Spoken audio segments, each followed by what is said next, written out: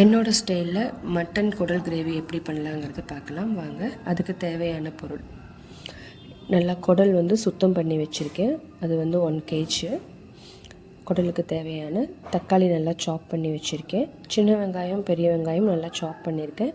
5 பச்சை மிளகாய், கொஞ்சோண்டு கருவேப்பில், மிளகாத்தூள், மல்லித்தூள், கறி மசாலா, மஞ்சத்தூள், இஞ்சி பூண்டு பேஸ்ட்டு, மல்லித்தலை, பட்டை, கிராம்பு, சோம்பு இதெல்லாம் எடுத்து வச்சுருக்க குடல் கிரேவிக்கு.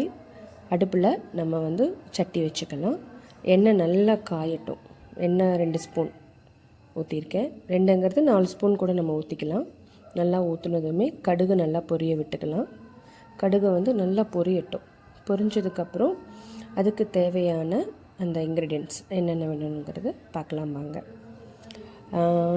பட்டை, கிராம்பு, சோம்பு, கசகசா இதெல்லாம் ஆட் பண்ணியிருக்கேன். இதெல்லாம் போட்டு கொஞ்சம் நல்லா ஒரு ப்ரௌனிஷாக வரட்டும். வந்ததுக்கப்புறம் நம்ம என்ன பண்ணலாம், பெரிய வெங்காயம், பச்சை மிளகாய், கருவேப்பில் தலை போட்டுக்கலாம். நல்லா போட்டு நல்லா மிக்ஸ் ஆகி வரட்டும். மிக்ஸ் ஆகி நல்லா அது ஒரு மாதிரி பொன் நிறமாக நம்ம வறுத்து எடுத்துக்கலாம். வெங்காயத்தையும் கருவேப்பிலையும் வெங்காயம் ஆட் பண்ணியிருக்கேன். ஸோ வெங்காயமும் நல்லா ஒரு ப்ரௌன் ஷேடு கண்ணாடி பதத்துக்கு வரட்டும். வந்ததுக்கப்புறம் இது நல்லா வதங்கட்டும். வதங்கினது பார்த்தீங்க அப்படின்னாலே தெரியும், ஒரு கோல்டன் ஷேடில் வரும். இந்த ஷேடில் வந்த உடனே நம்ம என்ன பண்ணலாம், அதுக்கு தேவையான தக்காளி, இது நான் 1 kgக்கு 3 தக்காளி எடுத்திருக்கேன். ஸோ தக்காளி போட்டு நல்லா மிக்ஸ் பண்ணிக்கலாம். நல்லா மிக்ஸ் ஆகட்டும், நல்லா வதங்கட்டும்.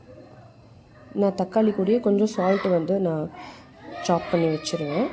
அப்போ நம்ம கொஞ்சம் கிரேவி சீக்கிரம் இதாக இருக்கும்.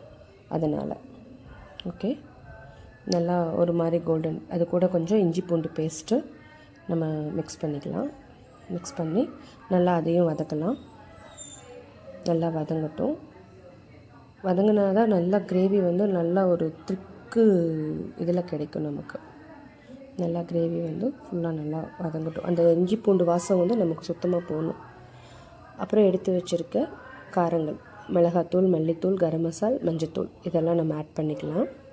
ஆட் பண்ணி நல்லா வதங்கட்டும். நல்லா வதங்கினதுக்கப்புறம் ஒரு 2 டீஸ்பூன் தண்ணி இருக்க மாதிரி மட்டும் ஊற்றிக்கலாம். அது மட்டும் லைட்டாக வேகணும். அதுக்கு வேண்டி நல்லா அந்த பச்சை வாசனம் போகணும் இல்லைங்களா, அதனால். அப்புறம் ஆயில் பிரிஞ்சு வரும். பார்த்திங்கனாலே தெரியும், கிரேவியில் நல்லா ஆயில் பிரிஞ்சு வரும். இது வந்ததுனால தெரிஞ்சுக்கலாம் நமக்கு அந்த கிரேவி ரெடி ஆகிடுச்சு அப்படின்னு. ஸோ இதை நல்லா வதக்கி விட்டுட்டு இப்போ நம்ம கழுவி வச்ச குடல் எடுத்து நம்ம அதில் போட்டுக்கலாம். நல்லா போட்டு நல்லா மிக்ஸ் பண்ணி விட்டுறலாம். நல்லா காரம் பிடிக்கணும். ஸோ அந்தளவுக்கு நம்ம மிக்ஸ் பண்ணி விட்டுக்கலாம். இதில் கொஞ்சம் கொழுப்பும் நம்ம சேர்த்து எடுத்துட்டோம் அப்படின்னா கிரேவி நமக்கு இன்னும் நல்லா டேஸ்ட்டாக கிடைக்கும். நம்ம வெங்காயம் எந்த அளவுக்கு வதக்குறோமோ அந்த அளவுக்கு நமக்கு கிரேவி நல்லாயிருக்கும். அதனால் சொல்கிறேன். ஸோ இது பண்ணிக்கலாம். கிரேவி நல்ல ஒரு பதத்துக்கு வந்துடும். அதனால் நான் சொல்கிறேன். நான் இப்படி தான் செய்வேன். அதனால் என்னோடய ஸ்டைலில் நான் சொல்கிறேன். அதுக்கு தேவையான உப்பு போட்டுக்கலாம். அதுக்கு தேவையான உப்பு போட்டு நல்லா மிக்ஸ் பண்ணிக்கலாம். மிக்ஸ் பண்ணிவிட்டு நல்லா மிக்ஸ் பண்ணிக்கலாம். சாரிங்க, இது என்னோடய first node voice video. So அதனால் ஏதாச்சும் தவறு இருந்தால் மன்னிச்சிடுங்க. மூடி போட்டு நம்ம மூடி வச்சுக்கலாம்.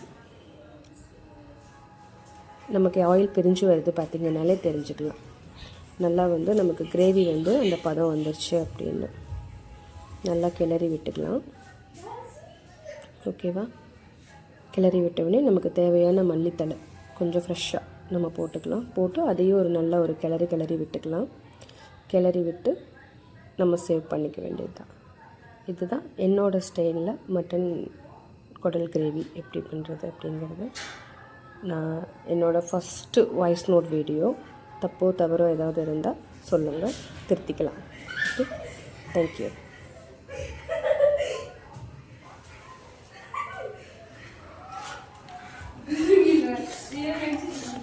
Hey.